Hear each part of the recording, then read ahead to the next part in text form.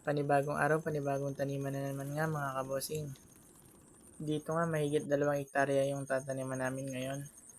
Pero basic lang yan dahil nandito ako. Aray ko. At dito nga nagaya na si Kabisi ng merienda. Merienda na naman tayo. At ito nga kami mga kabosing, nasa 30. Ay pwede na.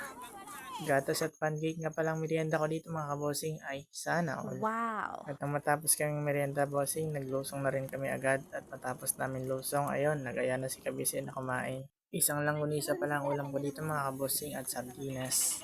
At matapos namin kumain mga kabosing, natulog kami. Yan, nakaidlip tayo mga bossing. Lulusong na naman kami. At ito na nga kami mga kabosing, sobrang dami namin. Ayan, sabay-sabay pang tundos. Siyempre hindi magpapuli ang pinakamabilis sa amin. Ayan, si Ninong. Ay, sana all. Baka mapagalitan pa, ay let's tanim.